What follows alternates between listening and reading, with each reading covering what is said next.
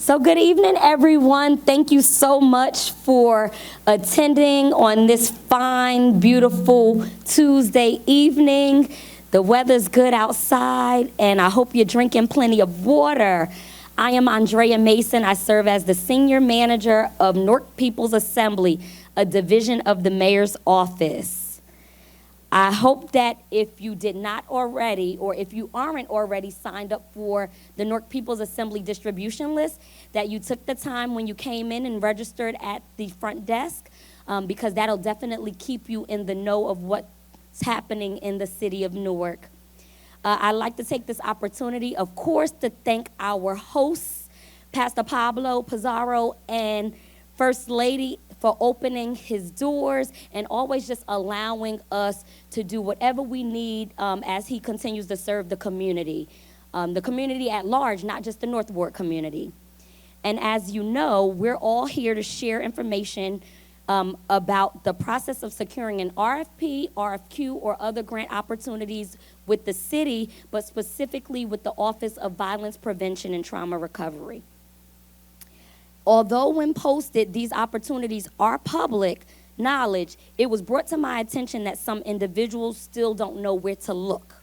So it's the role of Newark People's Assembly to assist in bridging the gap in communication between the city of Newark, its departments, agencies, and you, the community. That's why the motto of the office is make your voice heard, as you can see on the giveaways that you got and also on the tablecloth. So Newark People's Assembly gives you an organized forum to communicate appropriately with the decision makers and the change agents of the city of Newark. We want to know your thoughts and your concerns in order to share them with the administration. So if you did not pick up my business card, please do so on the way out and email me as often as you deem necessary, because that's my office's role, to communicate your needs and wants to the administration. So tonight we have a bunch of information to share. I'd like to acknowledge several people in the room. And of course, first and foremost, our Honorable Mayor Raj Baraka. He is not here, but without him, I don't want to say necessarily given the go-ahead, but he also hears different things and brings it to my attention in order to have these kind of meetings.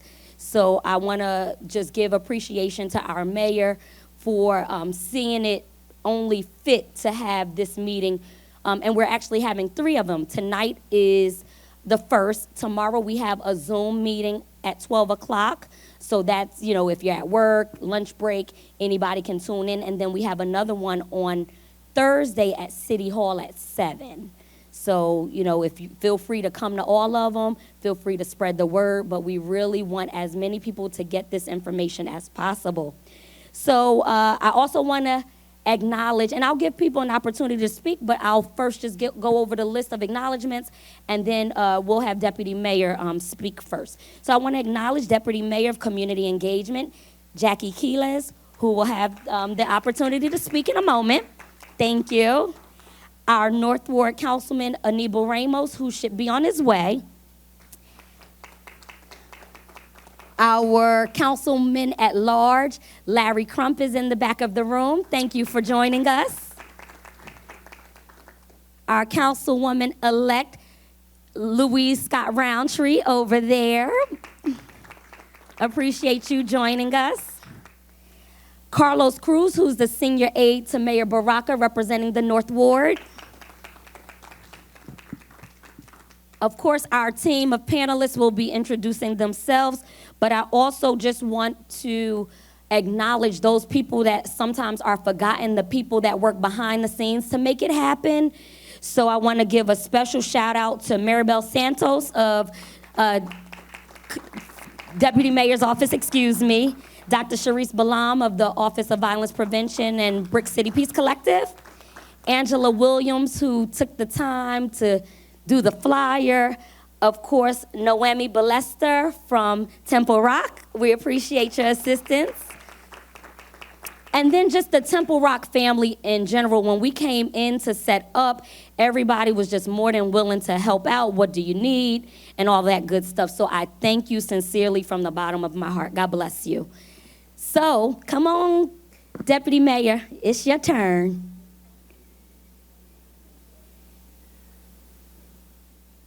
And I don't see Councilman Ramos, but we'll give him an opportunity to speak if he'd like when he comes. And if either of the other council individuals would like to say a quick word, you have the opportunity as well. Here you are. Thank you, Andrea, and thank you for doing this in Honor for.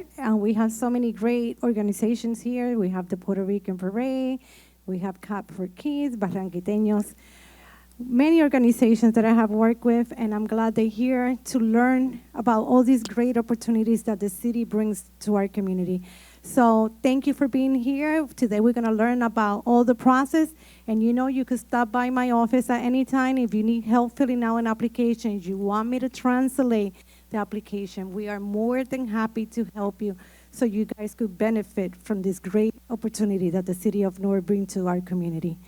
Quiero que sepan que me siento contenta que ustedes estén aquí porque muchos de ustedes, Marco Sánchez también está por ahí, que hace buenos eventos también en nuestra comunidad. Quiero que entiendan que estos programas que la ciudad está haciendo, yo sé que algunas veces son difíciles de entender o difícil de aplicar y llenar sus aplicaciones.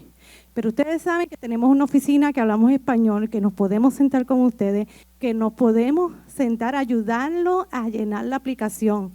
Y nos pueden llamar en todo momento. Todos ustedes aquí tienen mi número de teléfono.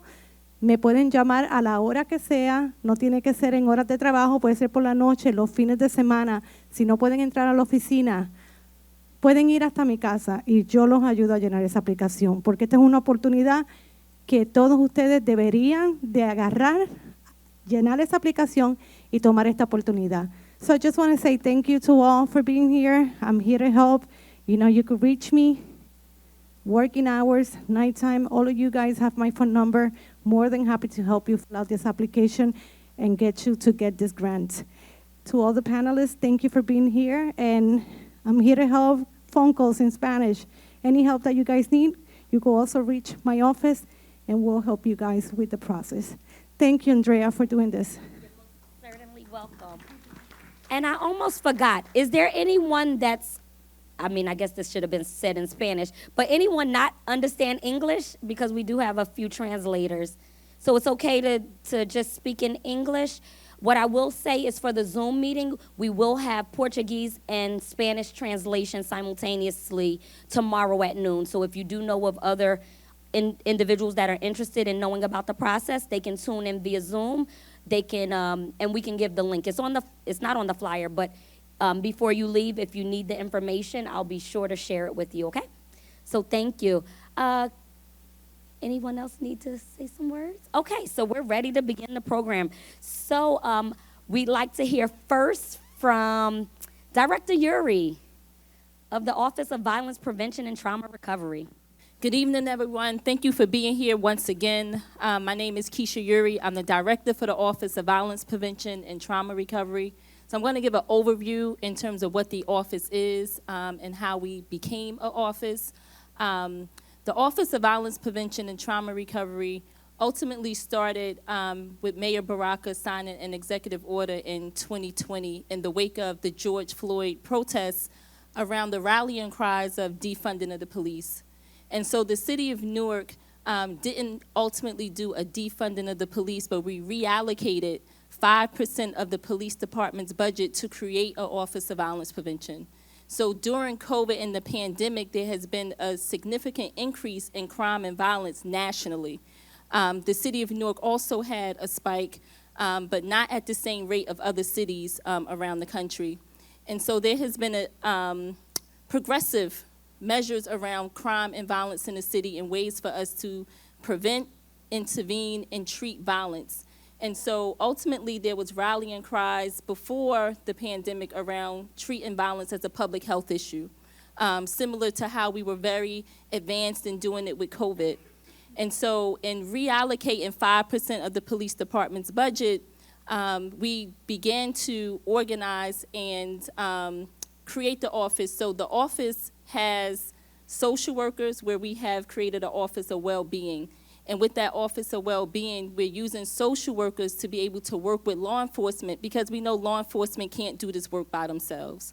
So law enforcement's job is to enforce the law, but we know at the root causes of crime, violence, shootings, stabbings, robberies, carjackings, and everything that's happening, that there is issues around mental health, poverty, different issues, whatever the reasons are that crime and violence is up. And so we are the entity to go to those root causes, where we're working directly with the people who are causing it, and we're going and talking to them and creating programs and entities to say, why are you shooting, robbing, stabbing, carjacking people? What's going on? And so we are really getting to the root causes, where we have hired social workers. So for every 10 police officers that the police departments hire and puts into the academy, we get to hire 1 social worker. And so last year they put in 100 officers into the academy, so I got to hire 10 social workers. And so those social workers are working on domestic violence, sexual violence, and community violence. And so putting that under one umbrella, that is why the office was created, so that we can not be fractured and doing the work siloed. And so we're really working to be able to collaborate and partner citywide to be able to do the work. And so we have the first precinct of the police department, and 10 17th Avenue is where the office is located, where we were able to get a building. The police department gave us 1 building so that we can do the work. So this is how we are investing in community violence prevention and intervention work. This is how we're doing it, because there has not been an investment in violence prevention, right? And so it's just been give law enforcement more money, lock people up, and we continue the cycle all over again. But we really need to have community-based violence intervention, community-based public safety, where we're working directly with the youth, the adults, schools, the hospitals, institutions, bringing all of the entities together.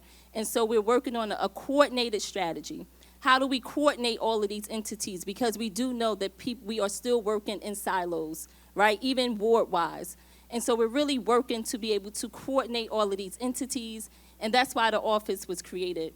So we have the Shani Baraka Women's Resource Center that we're working with. The Shani Baraka Center is in the South Ward, and that's for domestic violence and sexual assault and sexual violence. Special Victims Unit of the Police Department is on one side of the building.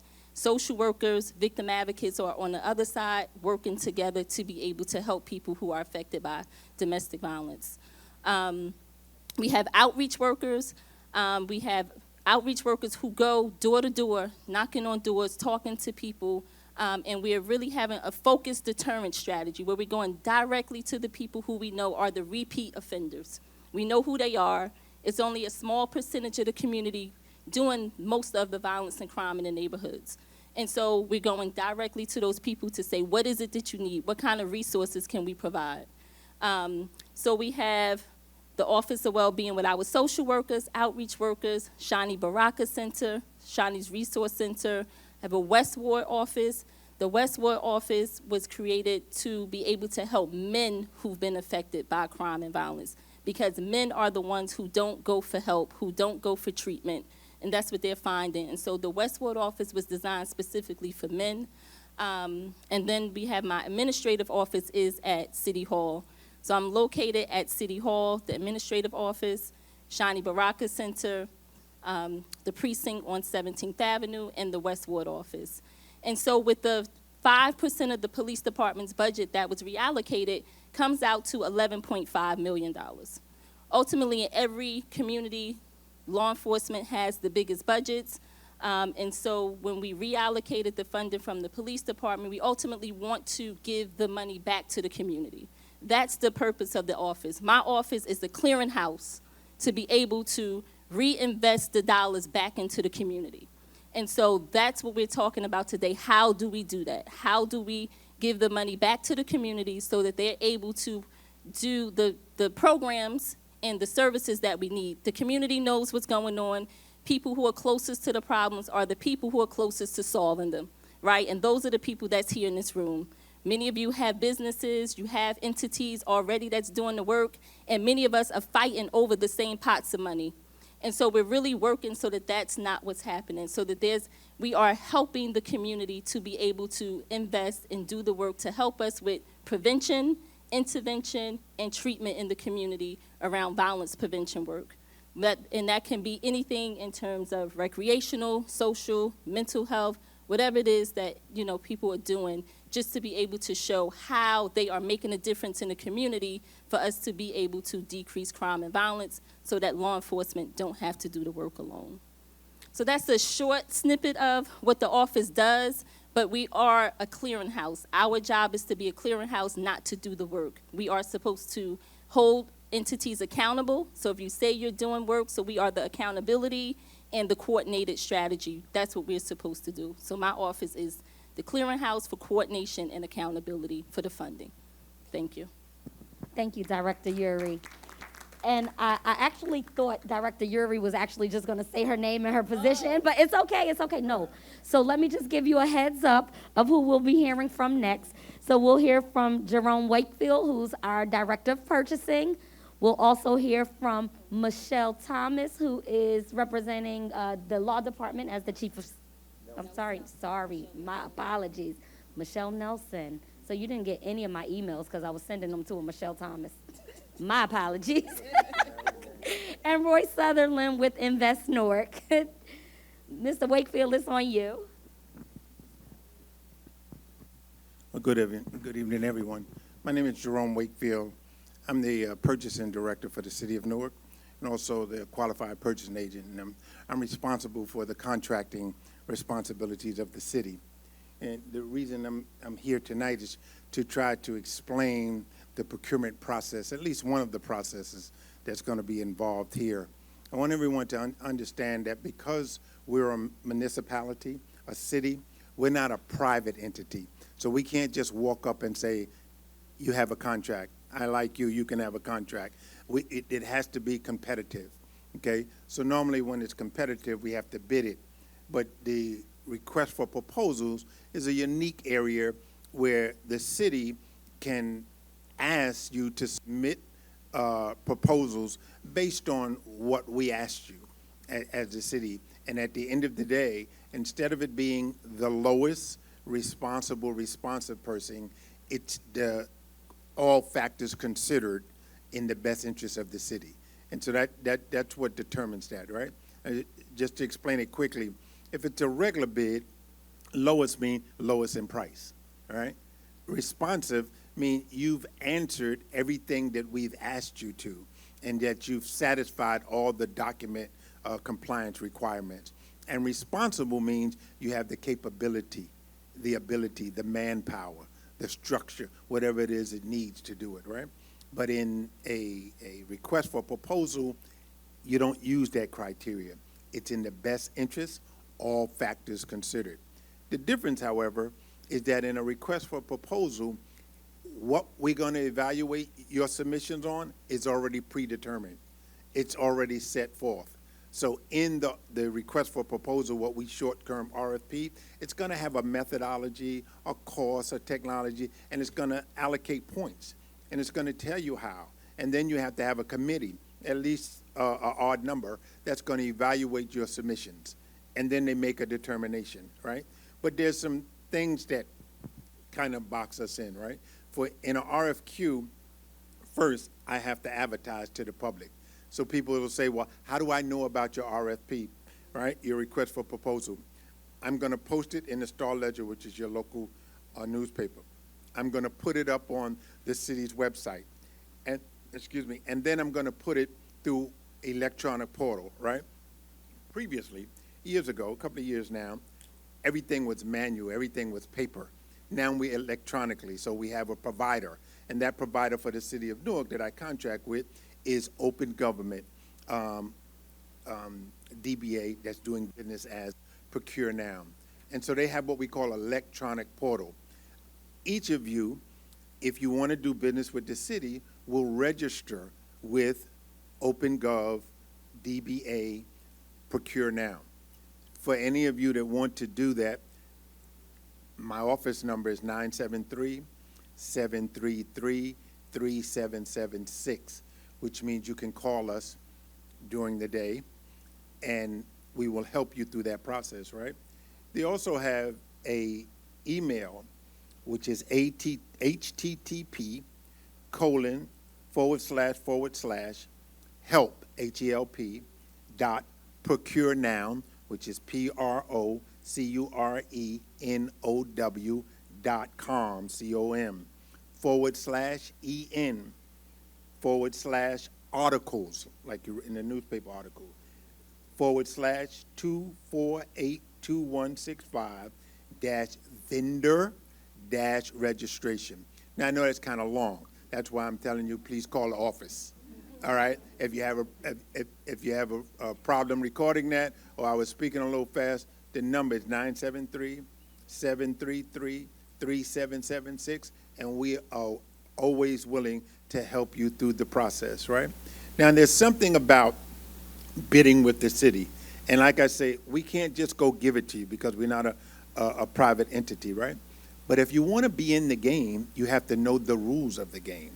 And then you have to play the rules, all right? Play the game by the rules, right? So one of the suggestions that I'm strongly suggesting to everyone that wants to play the game, that wants to have an opportunity to do business with the city, is to learn the game.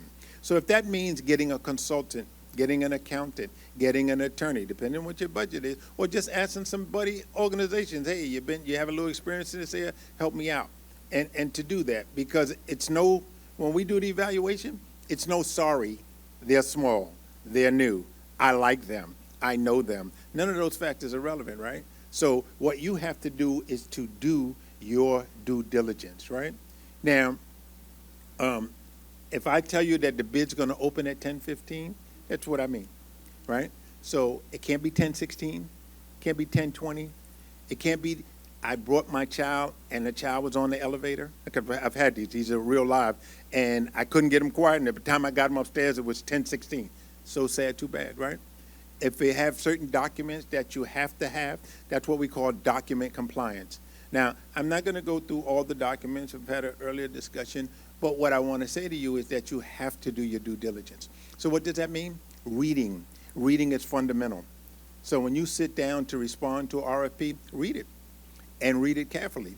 Read it a couple of times if you have to, because there are certain documents that will knock you out the box automatically, okay, whether you have the best proposal or not.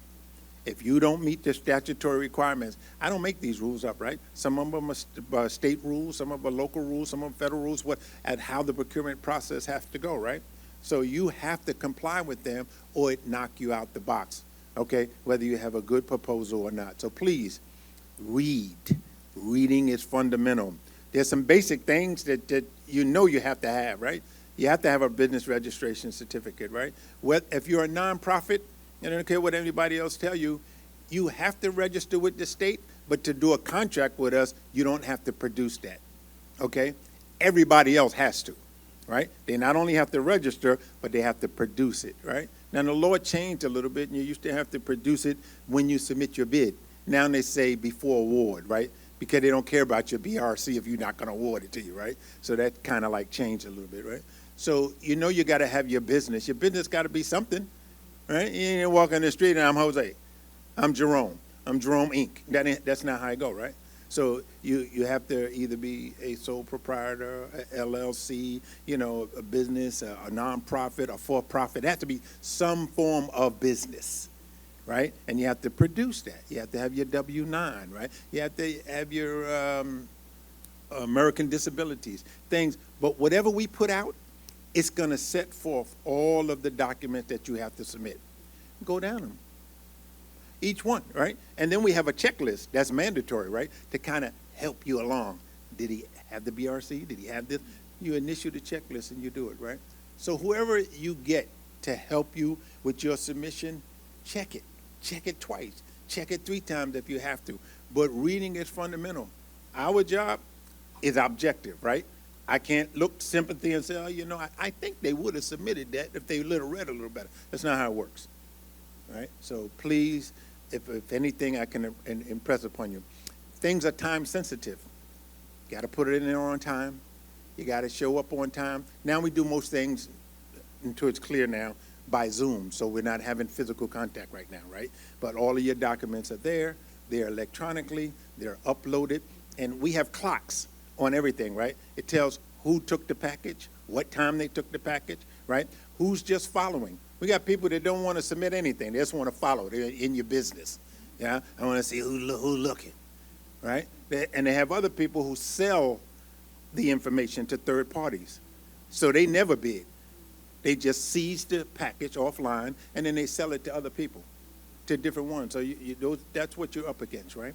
So when you compete, and that's really what it is, competition, your proposal is being matched and evaluated against others. And they have the outline of the criteria. Do you meet that criteria? Period, right? And then your submission has to be reasonable.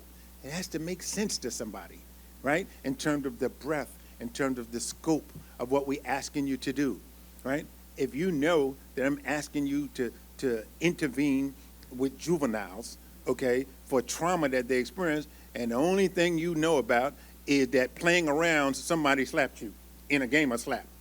That's not experience. That's not, right? So it has to be reasonable, right? It has to be something we want to pay for. And then when we pay for it, we want you to perform. It's payment for performance. Okay, so that's my takeaway. My responsibility is whatever they ask or the city asks is to make it go through a process. If it's a small process under $44,000 a year, I just need 2 quote solicitation that are competitive. If it's over $44,000, I have to advertise. I have to subject it to competition, unless it's an emergency contract. Okay? Then if you show me that it's imminent, that it affects the health, safety, and welfare, I can declare an emergency.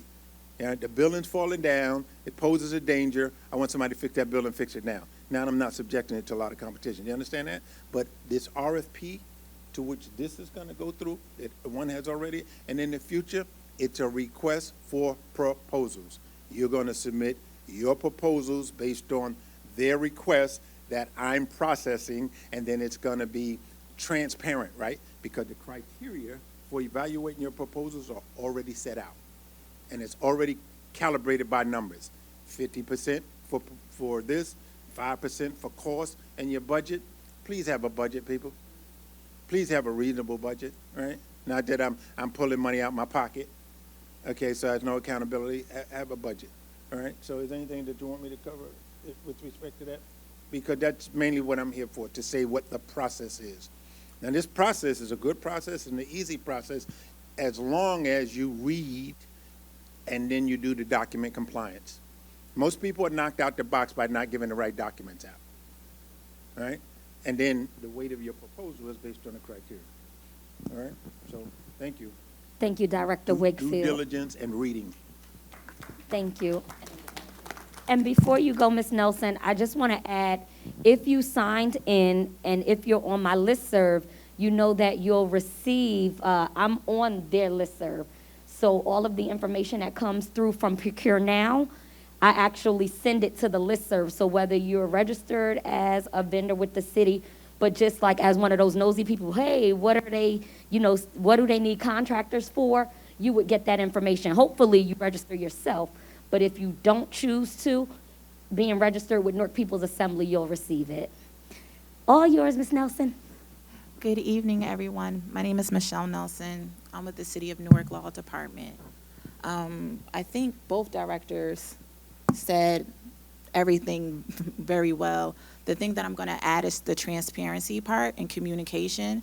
In addition to reading, I would say monitor e-procurement. If there's any changes, if there's any communication, it goes to all that have picked up the RFP, RFQ, right? Director Wakefield, you look at him, Director, right? The communication. So for instance, if there's a change in the specs, there'll be an addendum. You have to constantly be looking because you're still going to be responsible for anything that the packet is asking. So please read carefully. Please watch out for communications.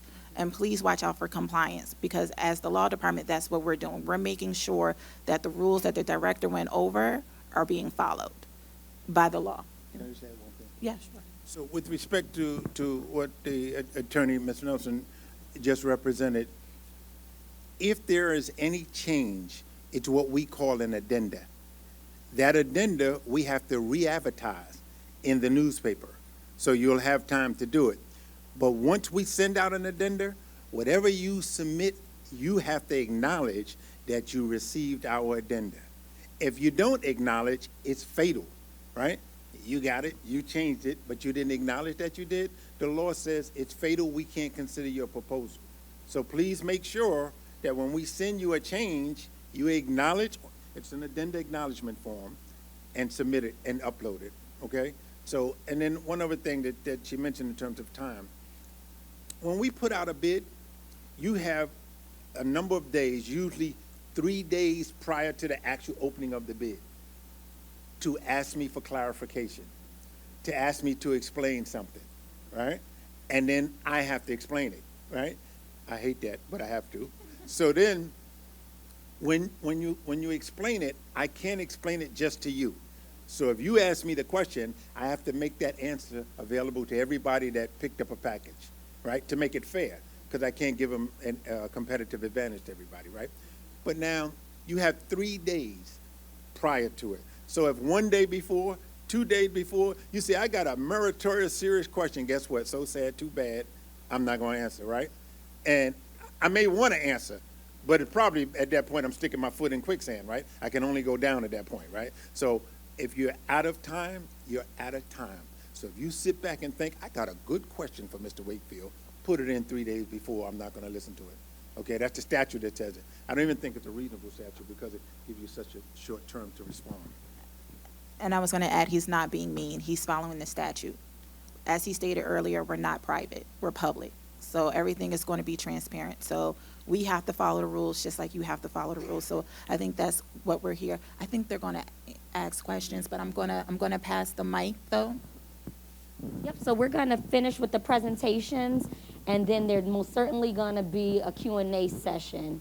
So make sure you're jotting everything down, because it's all about you. That's why we had this, so we know you have questions, concerns, so we'll give you ample time after they just give a brief little blurb about what's going on, what they're here for, and then it's all on the community. So now we'll hear from Mr. Sutherland with Invest Newark. Good evening. How's everybody? All right. Invest Newark is invited to this wonderful table. I'll just say this: we are the city's economic development corporation. So you're probably wondering, but if you don't know, like economic development is tied to and has tentacles to everything, including getting rid of poverty and dealing with crime and all of that. So we are in just about all rooms because of it, right? So we do everything from the land bank in the city to business development we actually are a developer ourselves. We provide access to capital, and we have been fortunate to be one of the people that administer fiber or broadband to the city. But we're invited to this table because after you win a bid, or after you win a grant, the city has shown the fortitude and progressiveness to say, hey, you're still going to need to be able to administer the grant, and you're still going to need to get it done correctly based on the word of what the grant says you need it for. So we come in sometimes as a fiduciary agent, and that's just a fancy word for we are administering the grant for you sometimes.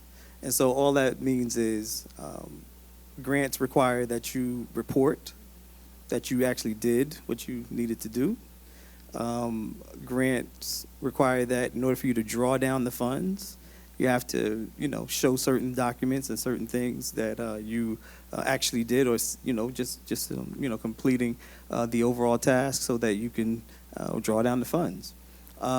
We are the agent that will come in and assist you with that process, so that you don't have to do it alone. We will help you with the reporting. We will help you with drawing down the funds, and then we report it to the city that it was done correctly. So that's how we get to the table here, but it's after you win the grant itself. So are we taking any questions from here? All right, so first question, you had your hand up, and I know Dr. Hurd, you had your hand up? Okay. So actually, I have a mic. I'll just bring it to you. But if you're in the back, I need you to walk up, please. So my question is for Wakefield.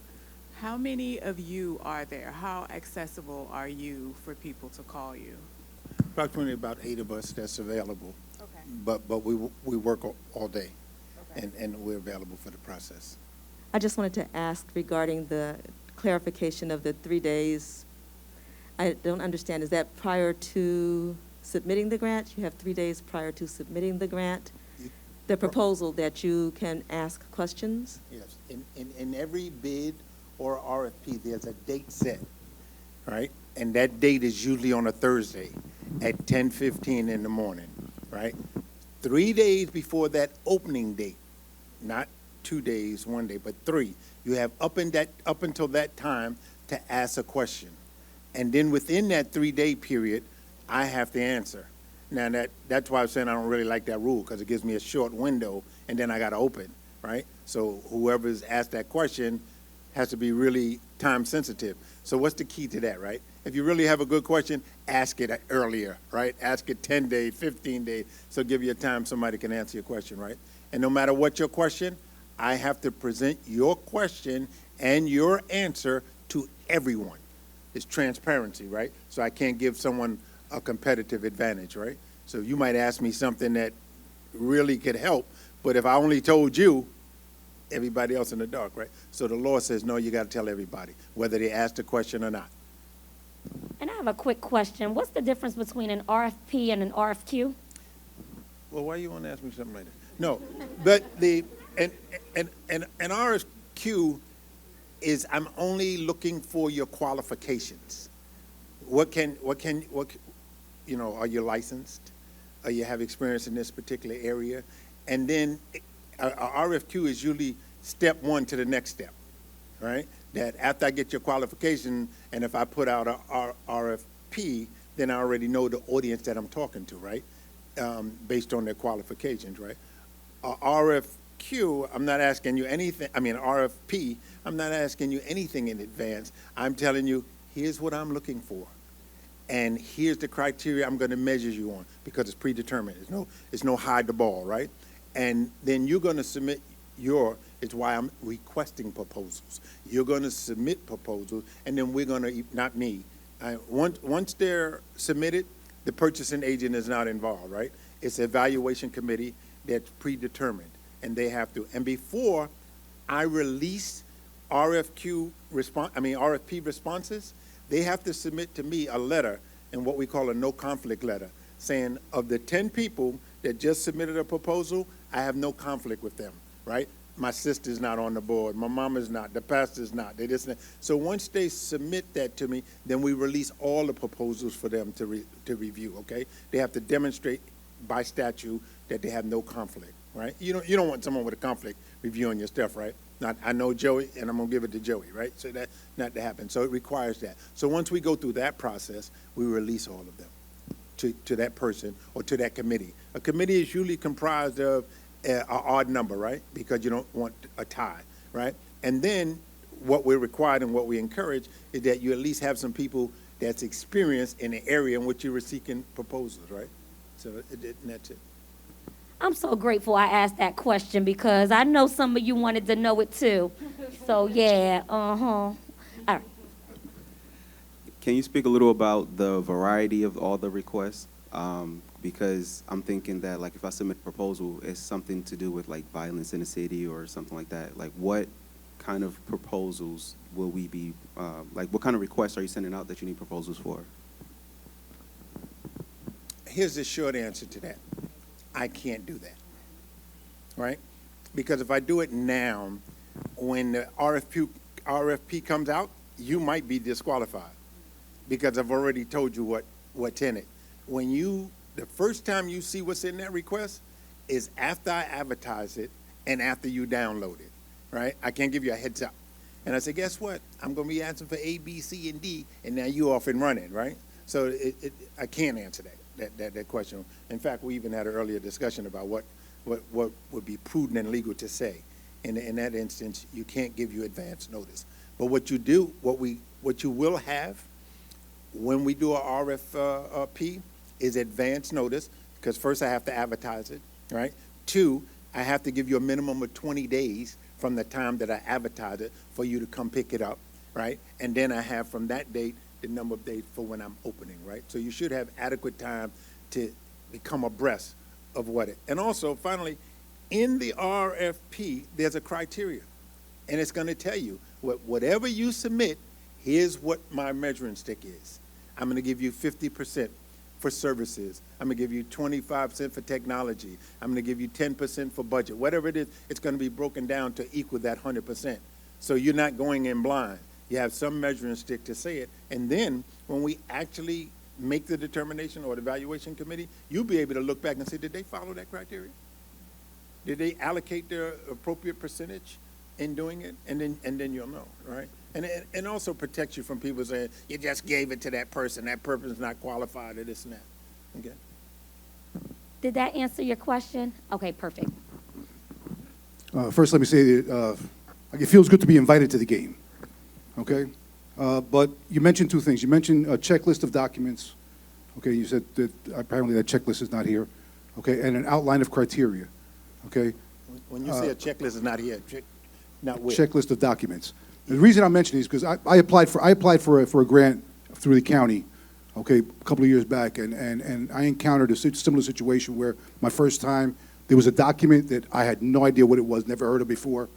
I asked the individual who had your position at the county level, and even he didn't know what it was. I can't explain things for the county. No, my contention is, my question would be, in your experience, what documents have you found are causing the most problems, okay, where the people are failing to turn in? Okay. Where people fail to sign their name on a document. You laugh, but I'm telling you, signatures. Where there's one document that's called the Statement of Ownership, right? The state wants to know who's the players. Do you own this company? And does anyone else own some stock in it, 10% or more? And they ask you that, right? And people will answer the first part, yes, this is my name. And then they say, yes or no, someone owns 10% or more? No, no one does. If they own 10%, put their names in part 3. Well, they don't answer 2 or 3. They didn't sign their name in part 4, right? They're knocked out the box, right? Or they have someone who don't answer that together. They look and say, I own this document, I shouldn't have to submit it. And they don't submit it, right? That's reading carefully, but it's what we call, some documents are fatally defective. That means I have no discretion. Once I see it not there, they're out the box, all right? That's another one. The political contribution. You're limited in the amount of contribution that you can make to a politician. They say you can't make any, but you limit it, and then you must declare because of transparency, right? The people don't fill that out. They don't sign that. I can go with non-collusion, where you're not supposed to collude, right? You want to. It happens, and my obligation is to report it if I identify it. It doesn't come up regularly, but if you're a vendor and you say, guess what? I'm going to bid low this time. You're going to bid high. You get it. The next time we're going to do it reverse. I get it. That's collusion. That's impermissible. That's bid rigging. It's those kind of things. So the government wants to know. At least tell me you're not colluding, and then sign. Those kind of things. So those are those kind of documents. But the key here is whatever we ask you to submit, and it's very clear. Fill this out. Put your name. Put the date. And there's usually a line where you can print the organization that you represent. And excuse me, I can't tell you the number of submissions where the people don't do it. And you're like, oh man, this is so good, but I got to deny him. I can't, because I have no discretion at that point, right? So I can't give you any set number. I haven't done any statistical analysis of how many I get, but I can tell you there's a large variety of deficiencies that result in people getting knocked out of the game, okay? So reading is fundamental. Completion of it. And I don't know what happened in the county, but we definitely have a checklist. And a checklist is mandatory. But in our package, it's going to tell you, please submit this checklist. And with the checklist, we only want you to initial. And that's just a reminder that you put every document. And right? And then if you don't, you're knocked out the box again because it was a mandatory form, right? There's some documents which are statutorily required, that's mandated, but the law also says If the contracting agency tells you a document is mandatory and you fail to submit it, that becomes mandatory too, right? So just read. That's all. Just read. Okay? So when I worked in a prior office, I know the AA 302 was a form that we got a lot of questions about. So, I mean, I don't know if that's one of the big ones. Well, listen, let me see. The AA 302 is, AA stands for affirmative action, right? They want to make sure that minorities, that women, that local, that small businesses get an opportunity to compete. And one way to do it is to have to fill out this form, right? That form goes to the state. That form costs you $150, right? Plus the application. You must submit them simultaneously, right? You can't submit the application, your check missing somewhere, right? You submit the check and the application missing somewhere, right? So they require that you have to do it simultaneously, right? But when you submit it, there's a time period from the time that the state office reviews it and approves it. Once they approve it, you're going to get what we call is a Certificate of Employment Information Report, what we call CEIR. That's good for 7 years, all right? So when I review in a bid submission, one of the things I'm going to look for is it within the 7 years? That means it's valid, right? The other thing I'm going to look for that we give good faith to is if you submit a check and an application to the state, but you're bidding on a bid with me, then I'm going to give you the benefit of the doubt that you've done what it is, because the application, the certificate is going to come from the state. And then all I got to do is pick up the phone. Said, has this person generally submitted this check? And they'll tell me, yeah, and they get the benefit of the doubt. But if I get a application 2 years later, and you submit a AA 302 and a check from 2 years ago, and that certificate is not there, there's a problem, right? So I'm going to put the brakes on your submission. Okay, so that's really what it is. It's affirmative action, making sure that the playing field is level. It's giving, a chance to minorities, to women business, small business, local businesses, right? That's an arm of the state, right? And also, just so you know, when you submit those things to the state, it's really they're monitoring tax purposes, right? If your business in there. That's just an inside tip, right? And so your BRC is forever. Once you file that, that's your business until you dissolve it, right? But a CER or AA 302 is only good for 7 years.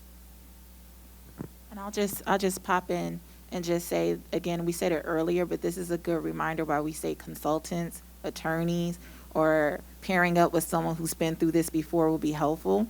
Because although we're giving you this general information for what you're going to need to know or how the rules are, when it comes to your personal submission, if you ever decide to choose to do so, this is where seeking out help from a consultant, attorney, or someone who can help you walk you through this process, because as you can see, it can get very technical. And at that point, unfortunately, we won't be able to help you with the technical part because we would have to do it for all, as we said, it's the transparency. So I just want to say, this is why we stress the fact that it's good to sometimes also get help.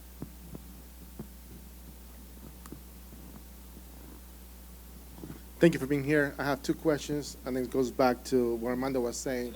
Can you expand a little more on those? You keep saying documentations, and then we just heard about the different forms that are part of the package. You also mentioned the status of the business, whether it's nonprofit, LLC, or whatever the case may be, plus the certificate of business. What other documents are usually in that package so people are aware of it? So I would suggest, I'm going to jump. I would suggest going to the state's website, because the state also has some of those same documents. I believe you can also go to e-procurement, and we have some previous ones that have already been done. So if you want to get familiar with that, I would say go look at those websites, see what people have done in the past, and that way you can be prepared for whenever you want to jump in. And you won't be able later to say, I was at a public meeting and they said these were the only documents. No, not right? correct. No, I'm correct. just saying, that's how it works, right? So it's there and it's transparent. You're going to see it in whatever we put out. If it's a competitive bid or whether it's an RFP, it's going to have it contained in there. Just please provide whatever it says in there, right? It's going to be in the package. And for Investment Newark, what's the difference between the role that you're providing as a fiduciary member of the group compared to being a physical agent? Because if you are helping to see that the paperwork is going through, making sure that the nonprofits are going to the paperwork, that's submitting the stuff to the city, That's more of a physical agent part of it, and most of the problem that nonprofits have, small nonprofits in Newark, is they don't have that financial physical agent push or envelope to apply for grants like this. So is that a role that you guys are working on, or you guys working more on the legal part of it?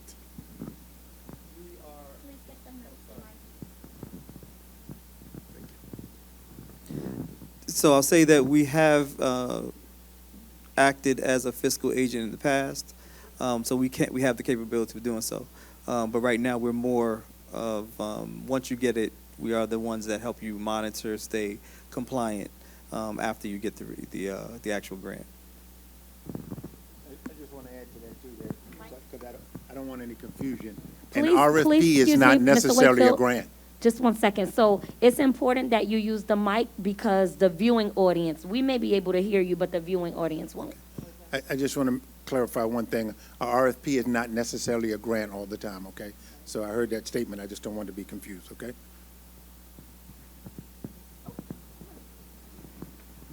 How you doing? I'm the owner of AJR Accounting. The reason I have two questions for you, but the reason I am here is because we encounter in the office a lot of different issues, like, for example, a grant.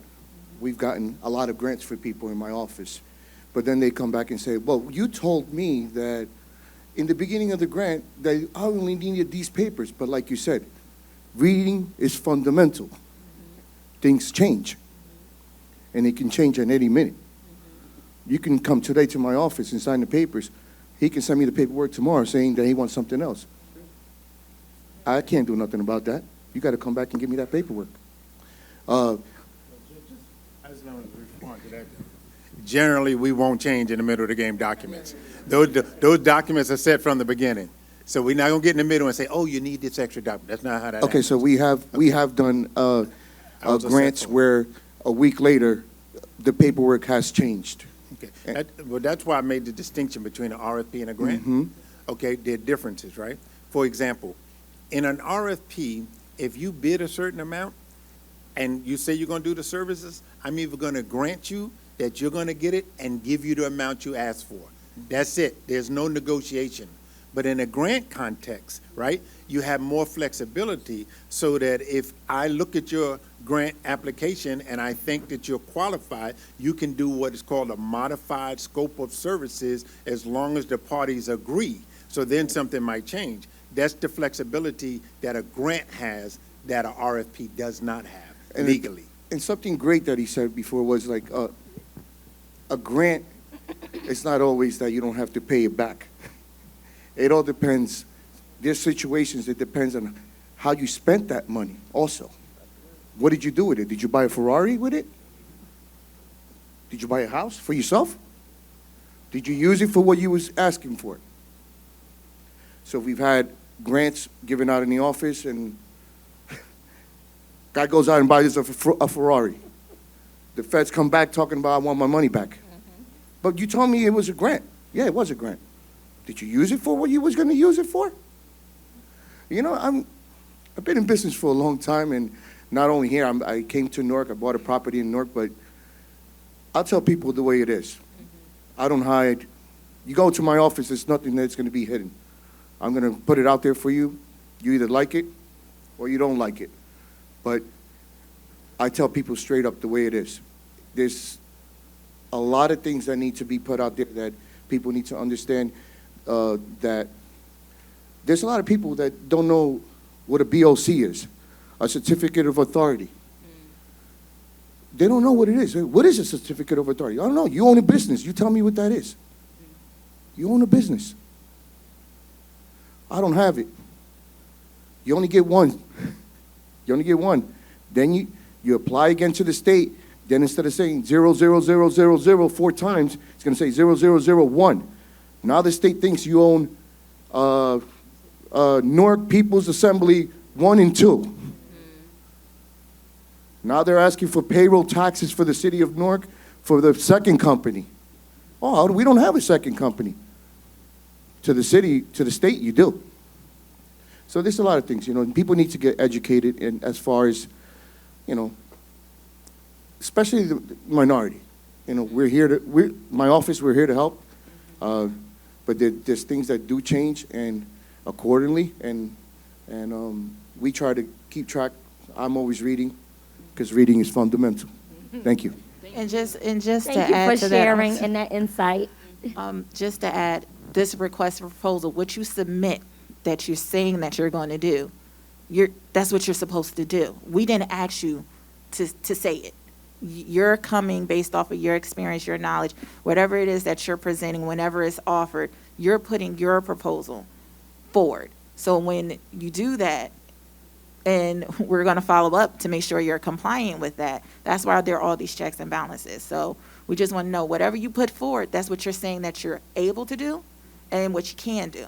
So be truthful, because when those services are asked of you, that's what the contract is. So I just want to be mindful in that. Thank you for that, because I think sometimes there is some confusion with that. So I thank you for that point, that the proposal that you submit is what you're being judged on, why you're either going to be approved or disapproved for the. I forgot to ask you a question. So does it matter if the business is in business for 1 year, 2 years, 3 years, whether it's an LLC corporation or nonprofit organization? It depends on what the request is. The request may have those criteria, but I don't know for this particular one, but you have to read that, and they'll set forth whatever your criteria is, and if you match that, then you proceed to the next step. Thank you so much. And some documents, the RFP or even if it's a regular bid, will identify the years of experience that's required, right? And so, of course, experience counts for something, right? But you also don't want to knock out someone who's starting up and they have everything else, right? But if the document itself says, I need 3 years experience, 5 years experience, there's a reason for that, and particularly either the scope of services or the amount of money that's at stake. Next question. Good evening, everybody. My question, really quick, is in regards to proposals. So I understand you mentioned earlier that we're not allowed to get like a heads up on the proposals, but once they're out there and we're trying to make our proposals, what resources or materials would like the city provide, or even with the department, can we go towards for either feedback on our proposals or just things to make our proposals the best that they could be for the city and for all of us? We can't get involved on that level because then we're helping one as opposed to the other. And we may give a competitive advantage that helps shape yours better than the others, and they may say we're unfairly influencing. So we wouldn't. From the purchasing department, that's an absolute no-no for me. We can't get involved. We don't even discuss with you during the process. If you use that 3-day criteria to seek some clarification, I can do that. But I'm also able to detect when a person wants me to do their proposal for them. When they say, well, who's got it now? What's the spend? How much did they spend last year? How many workers? I said, then I know they're just trying to get me to shape it, right? And I got to answer for that person. But no, so we can't get involved. We can't do that at that level once we ask for the proposals, okay? Do your due diligence. Do it ahead of time. Do it during the period that you're preparing. You ask somebody, but you can't ask the person who's asking you to submit something that I want to evaluate to help you prepare it so I can evaluate what I told you to send to me. No, yeah. That's not how that works. I understand that. I'm just saying that sort of like all these organizations are kind of on their own, I guess, in a sense, when it comes to come up with the proposals. There's not much they could do to reach out for like feedback or collaboration or like even like an office hours type thing. There's consultants. I don't say that to be mean, because we have to follow statutes and we have to follow the regulations as well. Our ordinance is transparency. So again, if we help you with your personal particular proposal, that means that we would have to do the same. So that's what we encourage consultants, speaking with the attorneys, people who are experienced but who aren't connected to the process, will be able to help you answer those questions when it comes to your own personal proposal and to help you get or move you through those steps. And if you don't have the resources yourself to do it, right? One of the things about doing due diligence is don't be afraid to look across the street, right? I look at to see what another municipality did. I look to see one that has a similar type of grant or request for proposal and look at theirs and look at their format. You may have to reshape it to this jurisdiction depending on the criteria or something, right? But it's like borrowing legitimately with other people and educating yourself when to do it. You just can't come to us to get that education during the process, okay? And one final question. I know you mentioned important times for like the advertising for the RFP or the RFQ. Are there any important dates that we should be on the lookout for, whether the advertisement period begins or when the proposals will be sent out? It also depends on how you identify what we have going out, right? I gave you the three methods, right? One is the advertisement in the local newspaper. That's generally, you're looking at the classified section of the Star Ledger, right? If it's a regular bid, 10 days from the time is when I can start, right? Receiving proposal, whatever, but you generally want to give them a little more time than that, right? The RFP says 20 days, right? And then the statute, depending on the nature of it, says 60 days, right? So it depends on what it is, and you just have to be attuned to that. But what you can't do, no matter how many days I give you, 10, 20, 60, based on statute, you can't miss the due date. So if I say you got 20 days from now and the due date is, you know, the Thursday at 10:15, you can't come the day after because you're out of the box, right? So you got three ways to find out. You look in the newspaper, you look on the website, and you look on the electronic procurement, right? Well, really a fourth way, people, you know, talk to each other, right? They may say, hey, man, I just heard that out. You down? And you come in. So you have those ways to look and educate yourself. But it's also, the word is what? Due diligence. Due diligence. Sounds great. I'll be on the lookout. Thank you. And of course, the Newark People's Assembly listserv, because I'll send it out as well. Councilman? I know you all didn't want to hear me, that's why I didn't speak up front, but I really just hope you all take advantage of what's going on here today. They've provided some great information, and what's important to me, because I've dealt with RFPs, RFQs a lot of that times, and I understand what Jerome is saying and what everybody else is saying. Make sure, right now, prepare yourself for what's coming. Don't wait till it's here. Right now, as Jerome was saying, look at other RFPs. I do that constantly, and where I work right now. I do it constantly. I look at the cities too, and I look at other cities. Do that now before the RFP comes. You'll see documents there that you may not know. And as Jerome, and if it's prior to the RFP, you can call his office, right? And ask him about that document. I say, okay, I'm not sure what this is, but tomorrow, if not tonight, you all should be on the website looking at RFPs and RFQs. Take advantage of that right now. Don't wait until it's here. Take advantage of, you know, although he did it real fast, Jerome gave his website and a phone number. Take advantage of that now. Because we want you all to be, let me speak for me personally, I won't say for y'all. I want you all to get these proposals. You all are from our city. You all are people who are working in our city, who are doing the work, and this provides you with the opportunity to actually get paid to do what you love doing in a lot of cases. And we love that you do this because you're helping folks. You know, I'm gonna mention Armando because I just know Armando so long, and I think Armando's doing a great job of what he's doing with the Cop for Kids. And so, you know, I can't, how can I say this? I'll say this. I'm not involved in the process, but I hope to see you bid on something or proposals or something. And we see it and we deal with it. I hope to see a lot of you all do that because it's important for us. We don't want to give, you know, we don't want to, we want to keep it here. Let's take it like it is. We want to keep it here. We want the people who are in the vineyards, as they say, doing the work to get paid for what you like to do, what you love to do, because you deserve it. So I just wanted to say that because I really think it's important to take advantage of what we're talking about here today. You know, there'll be a couple other meetings. Tell your family, tell your friends to be on the next two. Because it's not, you know, when it comes, it may come fast. And you all should be prepared for it. So I hope you all take heed of what's going on here today.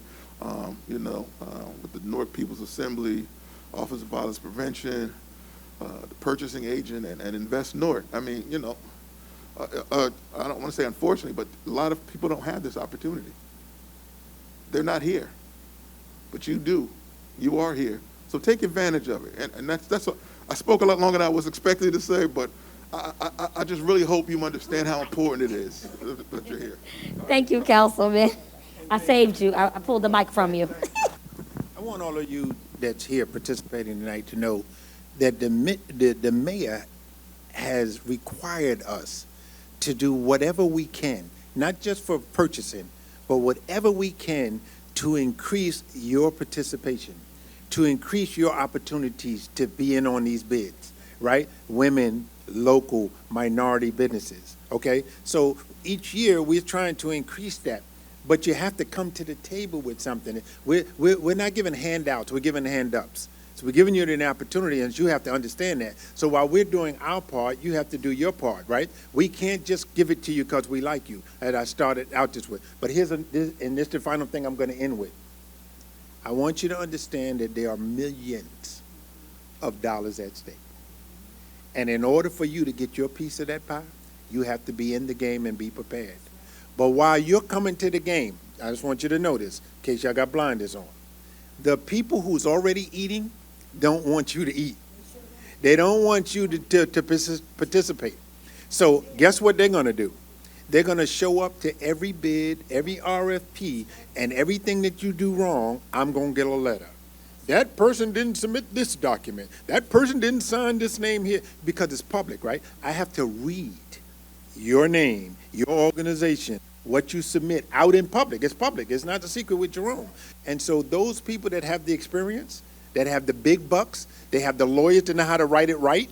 They got the team that knows to sign it. They got somebody in their office who just checks signatures. Did you sign in the right spot? Right? And you said, so this is what you up against. So don't come, and because most people make this mistake, purchasing is blocking me, or this other person is blocking me. We want you at the table, right? But it's not a giveaway. You got to do your part, all right? So just understand that when you come to play this game, there's people that don't want you to have it. They don't want you at the table. They're used to being at the table alone. And now they look around and what? They at the table now, right? So understand that.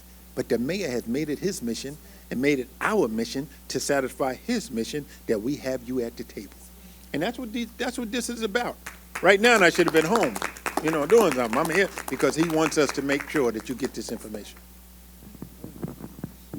All right, well, I'm here because I'm hungry, okay? And I got almost 200 kids that depended on me, all right? But I just want to clarify, to make sure I understand, okay? Because I don't like walking out with and being confused. So if I go on tonight and register at Procure Now, I can go in and I can bring up any RFPs that have been approved, and it'll show checklists, so that I can use that as a guide for the future. That's what you're telling me. Okay, that's all I wanted to know. He said yes. So you give me Any package that's already there. They're approved. It's public information. Excellent. Okay. We don't have it. It's a public record. Okay. So you can look, but not just Procure Now, right? Because they're not the only. They're my team who I contracted with, but they got other ones that's out there. Look at the county. Look at the state next door. We're the biggest state, but look at Jersey City. Look at East Orange. Look at different places, and try to follow something similar to what you're going to bid on. Okay. You understand? And look and educate yourself. And sometimes it takes sitting up at night doing that reading. I got no problem. I'm retired, so I got plenty of time. Okay. Thank you, People's Assembly. Just quick question to Mr. Wakefield. Thank you all for your time for coming to the North Ward. Some family that lives over here told me, so I said I would come and learn something. But to Mr. Wakefield and to Ms. Counselor sitting next to Director Yuri, do y'all see this going in more of a direction of professional services, bids, and RFPs, or do you see this more being specific RFPs and RFQs that are going to have a strong clinical component? Because that would be professional services, right, Mr. Wakefield? So, you know, you can't say. I'm just asking it from a academic perspective. Thank you, Andrea. From an academic perspective, whenever it is released, it will tell you all of those details. And from there, you'll be able to make your own assessment on what you would need to do and how you would need to create your proposal based off of what has been asked academically. Yeah, that's not the answer that I know you were hoping for, right? Well, also academically, a professional service is a little different by statute, right? Professional services are limited to 1 year. Professional services require you to have some type of regulation or licensure in order for it to be identified as a professional service, okay? So I don't see academically or clinically we're moving toward professional services for all of them. We do have a lot of professional services that are determined when there's a need for a lawyer, a doctor, an architect, something of that is regulated and require licensure. The majority of these, they're going to fall into, you're going to bid competitively or you're going to have a request for proposals, all right? I have a question. I'm professional basketball. I try to do the cleaning for our community, not for community. The problem is I don't have a place. I don't have a place for practice basketball. I have almost 100 people, and many people need to, I know we got Armando Avilés program, baseball program, but they need a basketball program. So that's what I try to do in the Norfolk. But first of all, I don't have a place right here. I try to do something in the street, or that's what I need to the grant if I can. I got my organization, my counter is there, the chief inspector Jesse Torre. So I got my organization, man. So what I can do, if I have place, we can apply to or no? It depends on It depends on the nature of the request. We're really need-based, right? We identify a need, and then we go to find someone that can satisfy that need, and we'll pay them for satisfying that need, right? So if we need basketball, and we may have, for example, you may partner with our division of recreation and senior services, right? And maybe use one of the centers, or you may team with someone else and write a grant for a facility, or you may try to get through economic housing and development property at a discount or something like that where you can create that. And it's also about building it. So we don't just have spots just available to say, you got people, we got the place. It doesn't happen like that, but you can use those suggestions that I just gave you to try.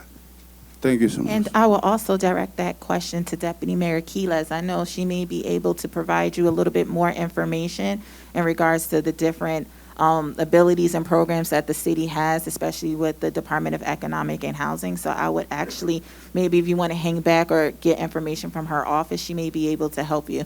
I'm sorry, Deputy Mayor kind of put that on, but I thought, okay. Yeah, thank you. I might speak to her. Thank you. I want to ask, I was on the website, I registered in open.gov, and I didn't see much for vocational trades. Am I looking in the wrong place, or am I not searching the right way? Well, no, again, what I just said to that gentleman is need-based. If we don't have a vocational need or vocational program, we're not going to put anything out for that. So I can't answer it in that way, right? There has to be a need for it, and then we try to satisfy that need. Or you might come and say, I have a vocational program, and then you pitch it to us, and then we say, okay, we have some money over here, or we got, a school over here, or you do it with the Department of Labor, Force and Development, any of those things. You have to try to figure that out like that, okay? So are there any closing remarks from any of the panelists? Because there are no other questions from the audience. There's three types of people. There's three types of people in the world. Those that talk about things happening, those that hear about things happen, and those that make things happen. Be the people that make it happen. So we thank everyone for coming, Jerome, Michelle, Roy. We thank everyone for being here, and Armando, we hear you. And we hear the residents because they said it's about time, right? And I know that people are frustrated around not knowing the process, where's the information, how you get the information, and so we are intentional around doing better in terms of getting the information out, and also coming into the community, coming into the wards to give the information. And so we currently have this meeting tonight in the North Ward. We have the one tomorrow on Zoom, and then we have the one at City Hall on Thursday. So those are the three that we're doing currently, and if we see the need for more, we'll certainly do more if any of the council people request to have them in the other wards or to do another one somewhere else. Jackie, if you wanted to do another one, we'll certainly come back because we know that the key to learning is repetition. You don't get it the first time around. And so we are committed to repeating the information, getting it out, and committed to getting the community involved in the process, because we know that that is again, the people who are closest to the problems are the people who are closest to being able to solve them, and that is us.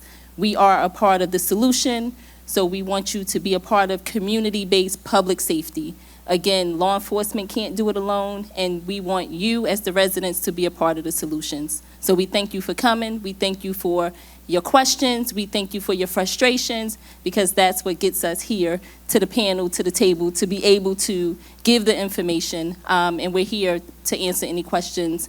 Call our offices. I'm located at City Hall in B1, Office of Violence Prevention. Invest Newark is located where? 111 Mulberry. But they can't come there. Yes. Oh, okay. 111 Mulberry 111 Street. Mulberry is Invest Newark, and the rest of us are in City Hall. And you can find us there. Jerome gave his phone number. I have business cards. I will get them out. And again, I want to thank my team for helping me, because this work is tough work. This work is a personal work. And many of us are doing this work out of our pockets with no sleep. You know, rain, sleet, snow, and so we appreciate the work that you're doing in the community to be able to help our youth and our community. I would like to acknowledge my Assistant Director, Barry Ford, is there in the back. He's helpful to me in every way to make this work happen. So again, we thank Mayor Raj J. Baraka for having the vision to be able to create the Office of Violence Prevention, but ultimately really wanting the residents to participate in the process. And so thank you all for being here. God bless. Good night.